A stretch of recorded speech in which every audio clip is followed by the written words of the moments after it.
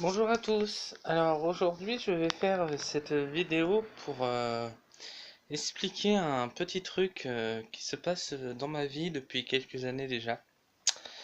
Alors il faut savoir que j'ai rencontré une personne, enfin j'ai connu une personne grâce aux réseaux sociaux Facebook. Cette personne en fait transmettait un appel à l'aide. Donc j'ai discuté avec elle toute une après-midi, je lui ai remonté le moral. Sauf qu'en fait, au fil du temps, avec cette personne, on est devenus amis, on a parlé quasiment tous les jours. Et, euh, et donc, au bout d'un moment, on s'est rencontrés de visu. Sauf que depuis ce jour, en fait, ma vie est un enfer. Parce que cette personne-là se perche dans des croyances que l'on peut dire sectaires. Par exemple, je vais vous dire, je suis homosexuel. Bah, pour elle, Dieu lui a donné comme mission de me faire devenir hétérosexuel. Donc, depuis 4 ans, c'est harcèlement sur harcèlement, insulte sur insulte. Donc, je vais vous expliquer ça en détail. Il y a eu, par exemple, des insultes. Alors, quand j'entends cette personne qui dit sur ses réseaux sociaux ou bien sur YouTube, qu'elle n'est pas homophobe, j'ai toujours les captures d'écran des insultes qu'elle m'a envoyées, du style sale pute, fiotte de Satan, ou bien le très très gentil tu n'as qu'à mourir du sida, ça débarrassera le plancher. Voilà ce que j'ai droit depuis quelques années. Euh, j'ai eu droit aussi à des agressions sexuelles de sa part. Quand on dort avec une personne, quand une femme dort avec un homme homosexuel, on évite de se masturber à côté de lui dans l'espoir qu'il nous saute dessus. Et surtout, on ne dit pas que la personne nous a sauté dessus. Parce que je t'ai pas sauté dessus et tu t'es masturbé. Donc faut que tu arrêtes de dire que c'est moi qui ment. Parce que Héloïse est au courant. Voilà. Il y a ça. Et là, très récemment, en fait, j'ai réfléchi sur ma vie. Et ça fait des années que que je suis femme, une femme coincée dans un corps d'homme, depuis tout petit d'ailleurs, toute petite même.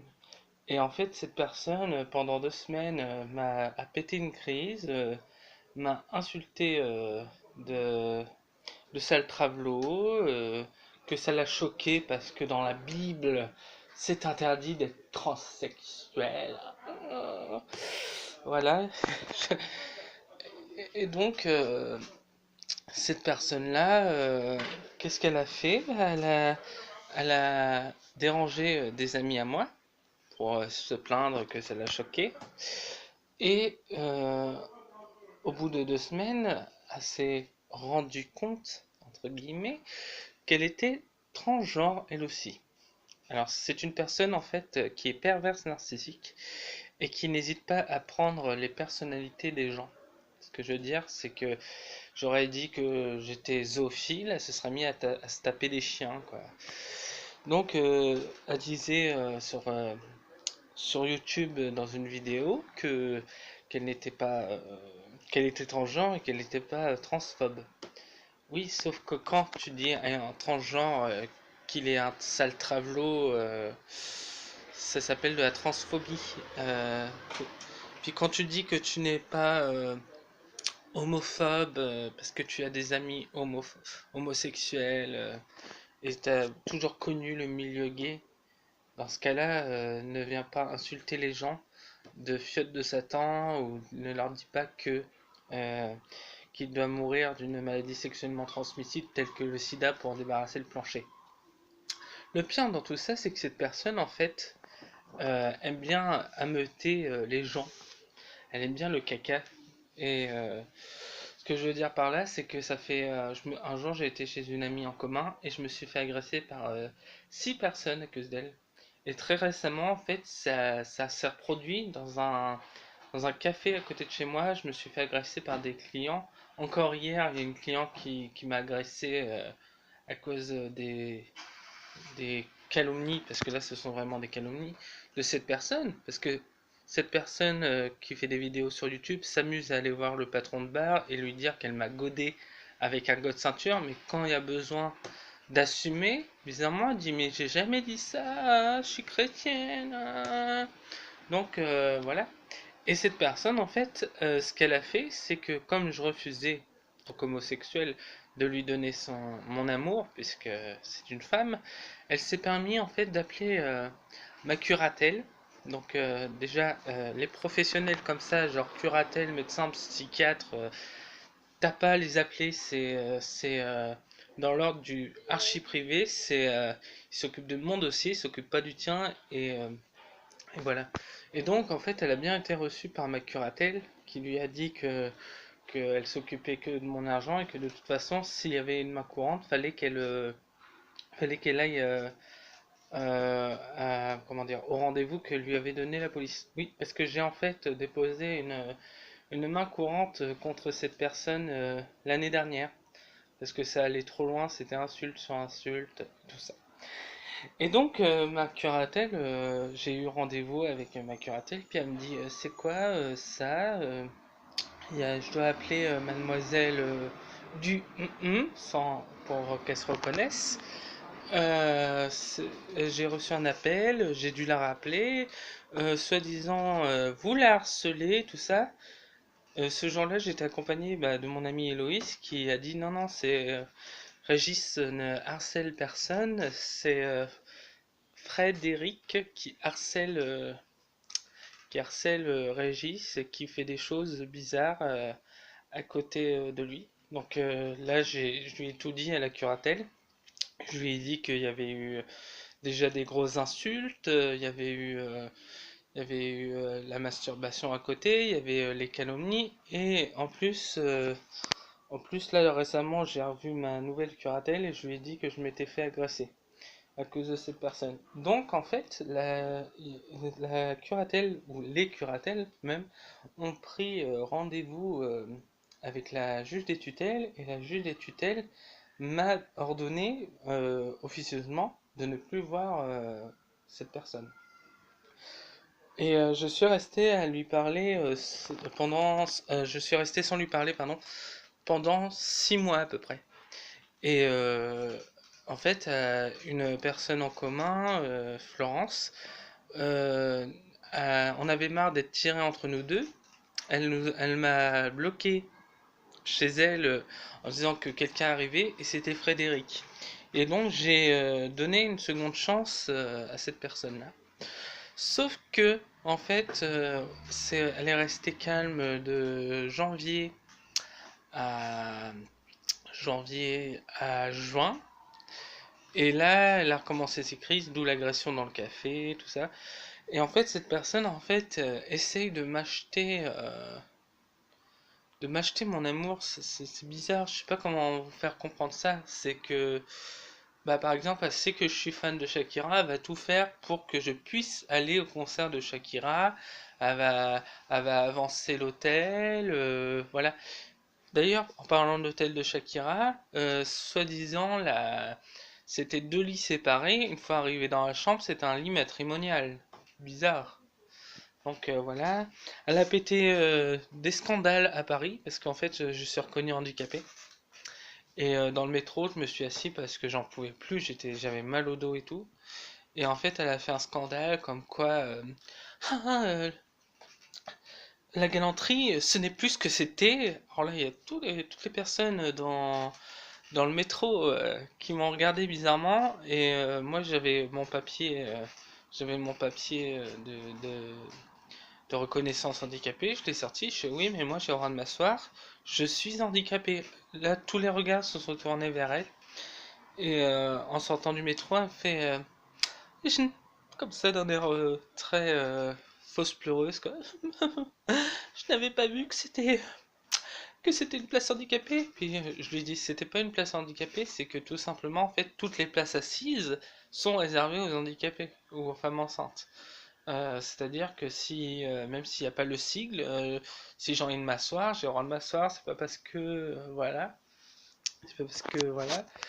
Euh, et donc, en plus, le pire, c'est que, en fait, dû à son scandale dans le métro de Paris, il y a une dame qui était enceinte quand même d'un de à peu près fin de terme, en fait, elle lui a laissé sa place, sauf que Frédéric a refusé et est parti en criant dans le métro. Ah, c'est pas normal, pas normal. Ah. Bref.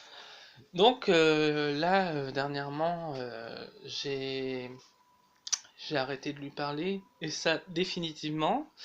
Donc hier, en fait, il s'est passé un truc, c'est que j'ai été sur Messenger pour parler.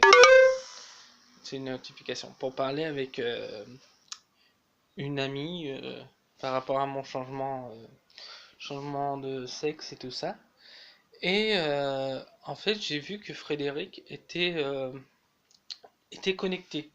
J'ai fait c'est bizarre, elle m'a bloqué, c'est pas normal et tout.